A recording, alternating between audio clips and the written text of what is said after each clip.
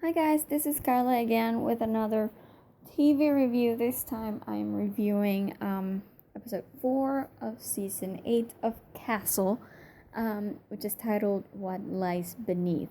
Now, I mentioned that the last episode I felt was a bit jokey, particularly with the way Castle tried to put himself into the investigation, and I'm still not quite sure I like what he's doing. Um, kind of just trying to get in as much involved as he can with Beckett because that's supposed to win her back. I don't necessarily like it, but I thought this episode was a lot better. Probably because I just liked the case a bit more. I love the idea of this dude just being a pathological liar, and I really somebody please out there tell me if the pathological liars anonymous thing is actually a thing, because that is genius. I mean, I know some people are pathological liars.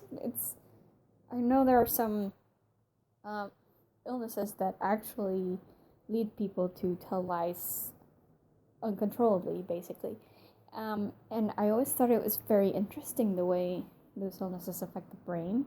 So if this pathological liar thing is a thing, I think it's just genius. And I love the fact that never really you were never really sure who the guy was. I mean, and it's so funny because we see liars so often in these cop shows because everybody's lying. When somebody ends up dead, people are gonna lie to get out of it, right? So but it's funny that in this case people were just lying for the sake of lying for the most part. I mean, and when their lies were uncovered, it was just so funny at the same time. Like, the blind priest just up and turning away and running away from Castle and Alexis. I mean, I almost choked. That was so funny. That was hilarious. Um, and just all the lies that guy came up with. Just the idea that he was a famous author, then he was a mobster. It's just, it was funny. It was interesting because it's not just people covering their tracks because they killed someone. It's just this one guy who couldn't help himself and he just had to lie because that's it, you know. I didn't like so much that the wife was the killer, but I mean, she had to have known, right? It's not like you can live with a person for 8 months and be completely clueless about who they really are. Um, so I mean, I don't like this show as far as killing him, but um, I can sort of understand her being mad. I mean, come on, this is your husband you're talking about. Stupid reason, I know. The fact that it's not that he lied to her, it's just that he lied to her and he wasn't rich like he said he was. That was kind of a blah reason. But I like the idea that some people just lie so much. Like, there's liars up to the point where they just create entire lives for themselves. I thought that was pretty entertaining, honestly. And just everything, because I mean, when the episode starts with a famous author getting killed, I'm immediately in, because every time they talk about it has something to do with writing. I'm an amateur writer, so I definitely like those, like, the history of writers, what they do, what their lives are like. So I enjoy that. It's part of the reason why I started watching Castle in the first place. So whenever they have a case that involves a writer of any kind, I really enjoy it.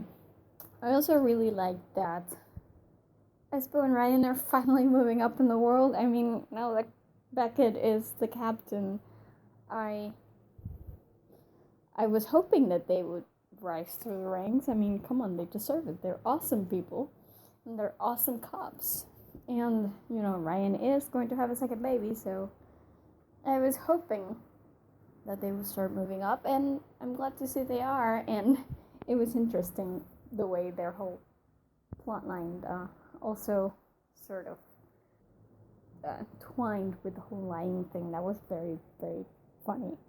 And I don't know, just in general, I thought it was a better episode than last time. Kind of missed a bit the Alexis thing because she was kind of just there. She didn't really do much.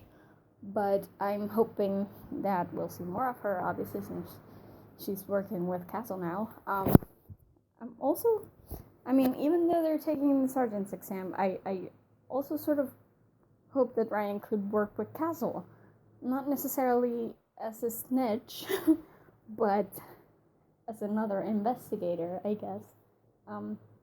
That would be cool. I would really hope to see that. And just the whole Castle thing, I'm still not on board with him kind of trying to get into Beckett's business all the time, because I think if she told him to back off, he should respect that. But at the same time, at least this one wasn't that invasive.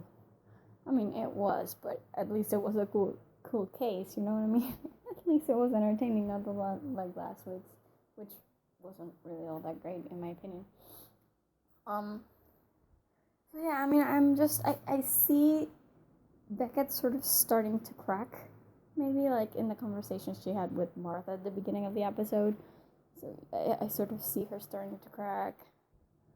Like, maybe she understands that there's really no point in keeping Castle away because he's still in her heart, and everybody who's after her will know that, so what's the point? But at the same time, you know, she's scared, and okay, I get it, but really, I hope that she's starting to crack, because I don't know how long they can keep this up. It's nice for 4 or 5 episodes maybe, but they can't last the whole season with them like this. They just can't. So I hope that she's really starting to see the light when it comes to this thing. Everything else is just, I thought it was fine. I thought it was interesting, just the whole relationship between the church and the mayor's office, because it's something that doesn't always get brought up. When religion is dealt with in these types of shows, it's usually a religious thing, like it's about the faith and not necessarily about the taxes, you know what I mean? Like, churches do have some responsibility to report their incomes and whatever. I mean, they don't have tax; they're exempt from taxes, but that doesn't mean that they can just do whatever they want with the money. So they have to have that reported, and you don't see that often in these shows, you know. And I think it's a topic that's very in right now in the real world. Just the fact that anybody can just up and create a church of anything, basically, and have it make a ton of money for them. And, you know, the actual churches that are for legitimate religions don't necessarily avoid that.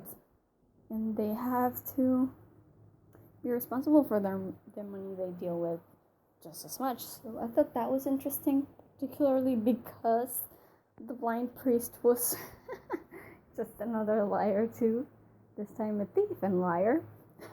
But so I thought that was interesting. I also just, in general, I like the mention of the character's faith, because I think it's an important part of them. Like in that scene in the church when Espo and Ryan were doing the sign of the cross on themselves at the same time, I thought that was very nice, because I kind of forget that they're both Catholic. I mean, they come from very different cultures, but they have the one thing in common, which is their religion, and that's I've always found that very interesting, and I tend to forget. So I like it when we get little reminders of that, and you know, the rest of them aren't very religious, but at least you have Espo and Ryan kind of representing that aspect of people's lives. So that's very interesting. So what can I say? It wasn't the greatest episode ever. I'm still not totally on board with the whole Castle getting into Beckett's investigations by force thing, and I'm still not kind of okay with the fact that Beckett keeps pushing him away, but at the same time, it was a much better episode than last time. It was entertaining. Like, the case itself was entertaining. So, I'm quite okay with this episode. If they keep making the filler episodes kind of like this, I'm okay with that. So, we'll see how it goes, and hopefully with this whole heroin thing, we're gonna have some progress on the Beckett front in the near future, hopefully. So, fingers crossed for that. And yep, that's about it for my review. If you guys want to see and hear more of our opinions about Castle and previous episodes and stuff, be sure to check our website at thegeekypub.com. We have reviews for older episodes of Castle, as well as reviews for other TV shows, movies, books, games, you know, we have it. So be sure to check that out, and I will see you guys in my next review. Bye.